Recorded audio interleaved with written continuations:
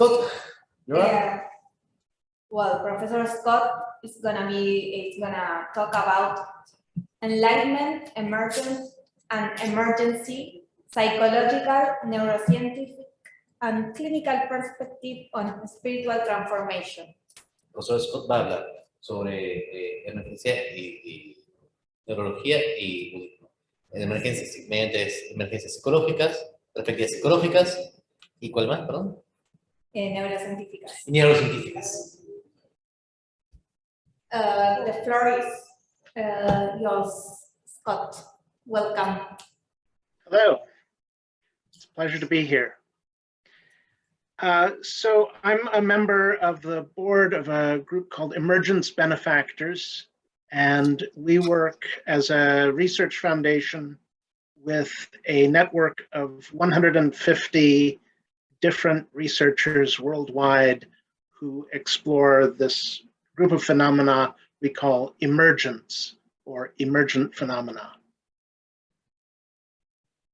Entonces, Scott es parte de un board, de una mesa de una cosa que se llama Emergence Benefactors, que esencialmente es un grupo de 150 investigadores que se fijan en esto que se llama emergencia. And we chose the name Emergence because we needed a container or a placeholder for a variety of experiences and technologies and techniques in different traditions. So things may include meditation, yoga, depth psychotherapy, psychedelic use, right, ritual, and anything else that may be traditionally described in terms of spiritual growth or spiritual transformation. Usan la palabra emergencia o emergentes, sería por ahí más una traducción en castellano, emergentes, sí. Porque como una especie de espacio para sostener todo aquello que están hablando, por ejemplo, de fenómenos como la meditación, el yoga, el uso psicodélico, los rituales, cosas que tradicionalmente serían catalogadas como espiritualidad. And the reason that we did this is because we are trying to stay out of any particular tradition and to work pragmatically. So the group was founded by an emergency medicine physician, and we have many physicians, psychotherapists, and researchers in it, as well as practitioners from many, many traditions, both Buddhist and Christian and Jewish and every tradition you can imagine, as well as the fact that we have found that people who ascribe to no religion, no philosophical framework, or who are at least not doing any particular religious practice at the time will have profound experiences. We know one woman who went out for a walk on a nice spring day through the woods and felt, her entire body dissolve into the universe and became non-dual with it, right? Another person was a sniper working in Iraq and attained some of the concentration states that one sees in Buddhism by looking down the scope of a rifle for 8 hours or 10 hours at a time. And so we needed an inclusive and functional word that would not be too close and not bring up too many presuppositions. Ok, entonces lo que pasó es que ellos quieren trabajar con estos fenómenos, pero desde un punto de vista pragmático, sin atarse a una tradición o un marco particular.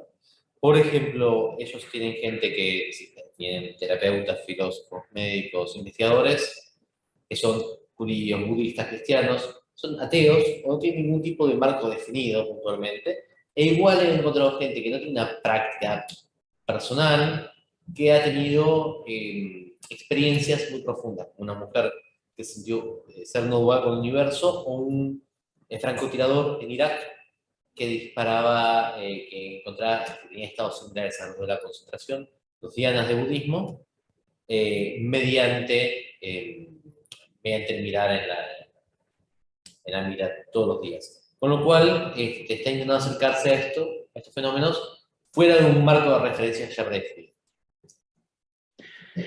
And so the research questions that concern us stem in part from the fact that there are these larger and larger groups of people who are adopting these practices either in addition to their own home religion or in the place of religion. So for example, there is a pilot program that will teach mindfulness-based stress reduction to 1 million New York City school children. And if you are doing meditation on that scale, you need to know what works, how it works, and what can go wrong. Entonces, lo que pasa es que ellos también quieren entender cómo estos fenómenos aparecen, a veces tomados por religión o en el lugar de la religión. Por ejemplo, hay un programa que va a estar enseñando mindfulness a 1 millón de chicos en Nueva York. Entonces, cuando uno va a enseñar a tanta gente, tiene que saber qué es lo que funciona, por qué funciona y qué es lo que puede salir mal, ¿no? So those are the two main questions that concern us. We have a lot of research going back 30 years, and we know that, in fact, meditation works, yoga works, psychotherapy works, psychedelics work, but we need to find ways in which they can work better. And we need to find ways in which one technique can inform the others. So for example, psychedelics have been studied in terms of experiential reports from users. And you can compare for hundreds of people who have taken mushrooms. What are the experiences that they have? What are the similarities among experiences, and so forth. Now, as we're scaling up to see more and more people doing, say, mindfulness meditation or even more intensive shamatha or vipassana meditation, people going on multi-day retreats, we see that there is a base of users who can give us data on what is going on in their minds, what is going on in their experience over a long period of time. So I have been meditating for 30 years now, or more. And I know many other people who have been doing it for even longer. What does that effect have on you long term?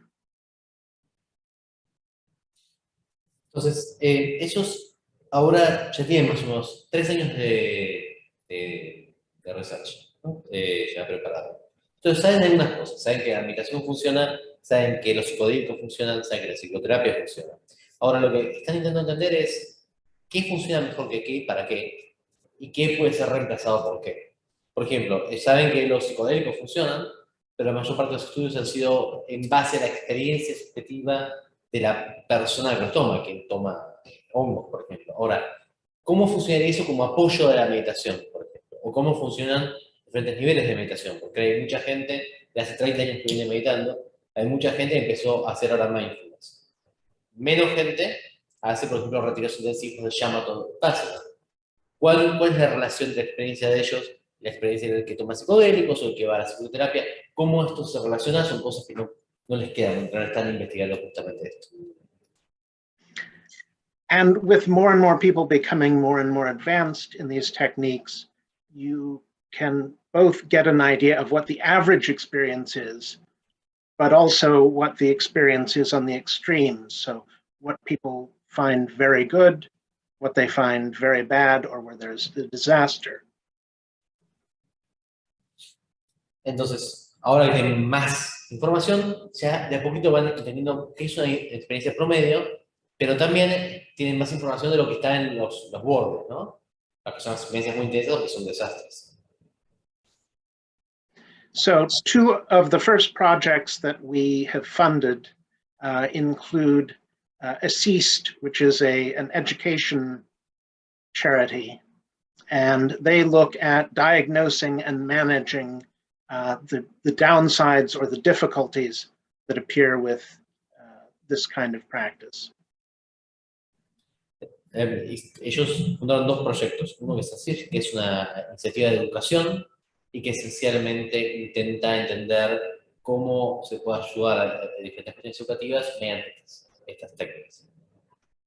A second one is theeffectindex.com, which is a crowdsourced platform that collects detailed reports from people of their experiences, originally from psychedelics, but now from these other non-pharmacological emergent experiences. Y después tienen un fax.com, que es un lugar donde cualquiera puede subir y contar sus experiencias siguiendo determinados templates. Primero estaba basado en psicodélicos, pero ya la estuvieron expandiendo a todo este tipo de experiencias como para tener una buena base de datos, ¿no? de experiencias. Okay, so think of it as like arrowid.com, which for many years collected these from psychedelic experiences. But they have a list on the site of various phenomena that you may encounter as you go through meditation. So, for example, increased clarity or changes to taste or color. Likewise, you may experience the sensation of having a being outside of you appearing in front of you or interacting with you. Also, I don't know how many people will know Erowid here, no? But I don't know either, but I'll see who smiles. So, entonces, esto es como Erowid, no sé si alguien alguna vez lo vio. Un portal de... Okay. So we also have several labs which are looking at functional MRI to look at how the attention changes, whether you can do tasks better, the standard psychological tasks that people do. We have a researcher out at Stanford, Dr. Katie Devaney, who both works in that area and is also experienced at how to do field medicine on people who are having difficult experiences with meditation. Entonces, dice que, bueno, aparte de esto, esta página tienen un laboratorio donde pueden hacer resonancias magnéticas y otros estudios, y tienen un arreglo con la Universidad de Stanford, donde tienen un par de personas también ahí, y entonces ellos hacen como medicina de campo con la gente que está pasando por estas situaciones. Likewise, we have another group at Harvard that is studying the use of meditation and other techniques for dealing with depression, anxiety, and just general stress.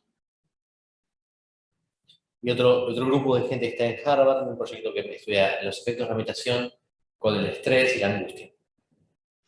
And then they also do work that is coordinating the psychological tests and self-reports with EEG and MRI studies. So they will have people meditate while in an MRI machine and or while hooked up to an electroencephalograph set of electrodes, and will self-narrate as they go through, for example, the 8 or 9 jhana stages of blissful and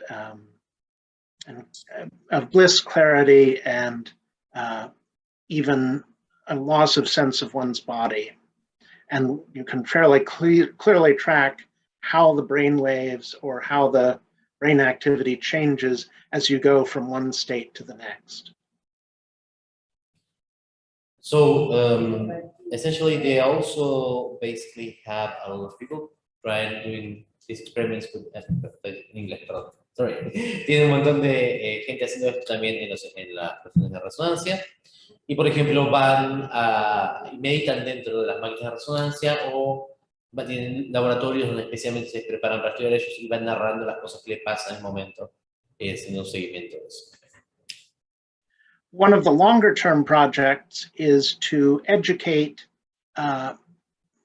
or cross-educate people who are running meditation retreats or who are running Dharma groups or other groups that perform a lot of these techniques, and also cross-training the people who are in emergency medicine, psychiatry, and other areas, because we have had people call us who said, I had this profound, daikensho experience and this beautiful non-dual experience, and then I had some negative experience come after it and went to the hospital to make sure that I wasn't in the middle of a heart attack.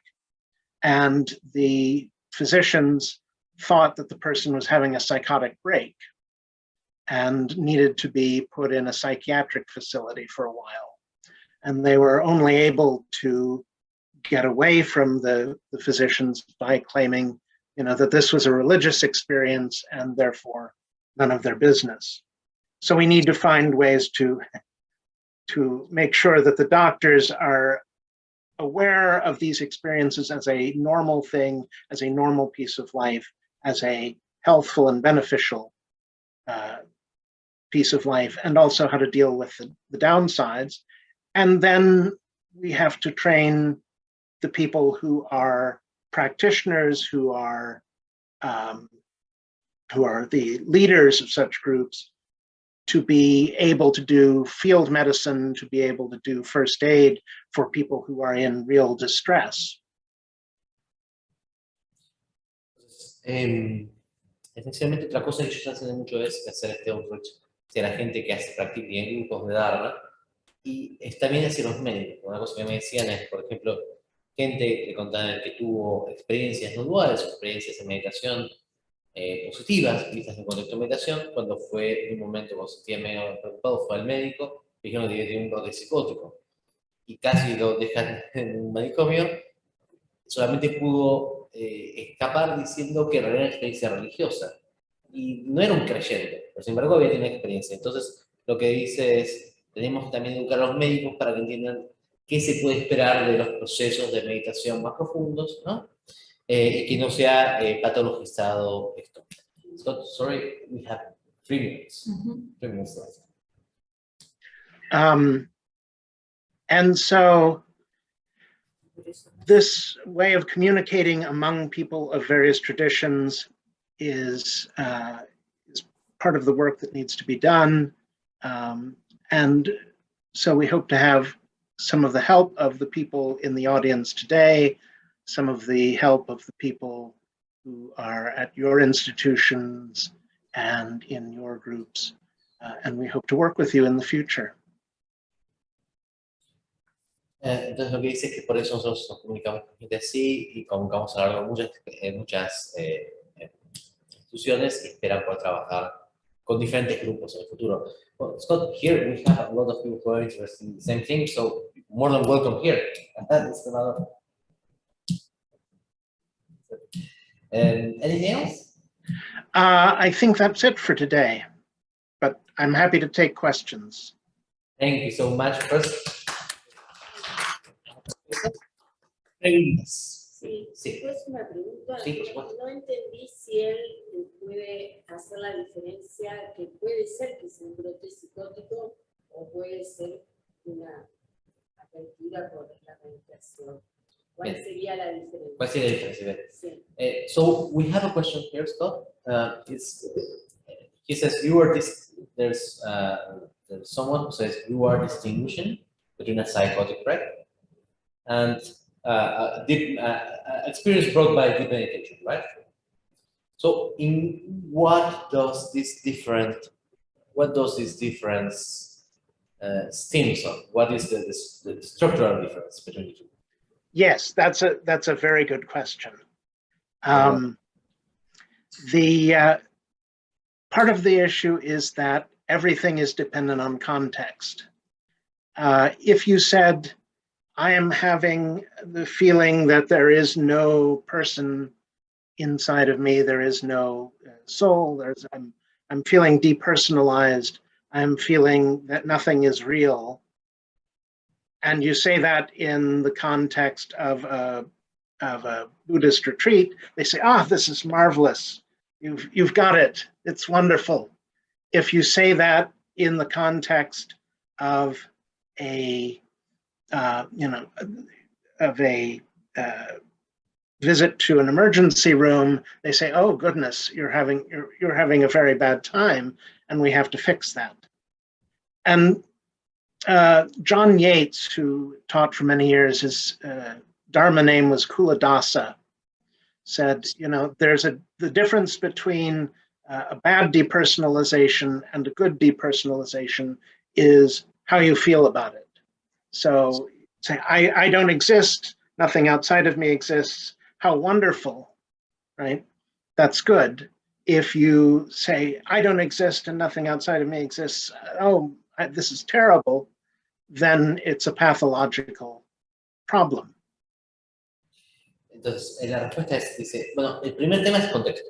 Una cuestión es si uno siente un proceso de personalización dentro, por ejemplo, dentro de un retiro budista, lo cual probablemente se ha visto como muy bien, como está perfecto, es parte del proceso, y si uno lo ve porque va a haber un médico con un problema de ataque de ansiedad o de angustia. Ahí es probablemente que el médico diga cómo que es despersonalizado y quiera medicar o quiera estabilizar una enfermedad. Sobre esto, Kuladasa, que era un practicante americano, decía, en realidad no hay depersonalizaciones buenas o malas, lo que hay es cómo uno puede se sienta con relación a eso. ¿Cómo regula la psiquis de la persona? Claro, vos decís por una cuestión más psicoanalítica de cómo... Sí. Claro, el problema básico es que hay que hacer todo un proceso para entenderlo, considerando que Freud cuando habla del tema de personalidad está totalmente equivocado por estar pasando el shock a cabo. Sí. Hay un proceso de traducción. Para que igual le pregunto a él, como para estar seguro que a ver qué me dice, pero esencialmente lo que me dice es, depende si la persona lo vive de forma, si lo puede metabolizar o no, lo que está en términos más psicoanalíticos. Para mí está bien. Te pregunto igual, si no. No. Gracias. Well, yes, Professor. In the diagnostic manual, the DSM, there is a characteristic of all of the mental illnesses that come up, and that is that it interferes with your daily life and your experience of daily life. So you're less functional and you are unhappy with it and you are not doing as well. Dice que según lo que entiende del DSM es que en realidad a lo que me dio una definición freudiana, que en realidad lo que tiene que ver es cuánto interfieren con el día a día. Y si uno ¿Cuánto interfiere eso en su vida cotidiana, digamos? So if Gregor Samsa wakes up and believes himself turned into an insect and he says, oh, this is terrible, my life is ruined, right? Then it's a problem. If he says, oh, this is wonderful, I have wings, and he flies out the window, right? Then that's part of his emergence. Y como lo vi él, dice que si una persona de repente, como son el caso de Kafka y el insecto, si yo soy un insecto y dice ahora soy un insecto, soy terrible, es un problema. Y si de repente saca alas y sale volando contento, que bueno, eso es lo que yo llamo la Emergence, ¿no? That was very funny. That was very funny. Thank you so much. Thank you, Professor. ¿Alguien más? You got some people here who want to work with you. So can I give them your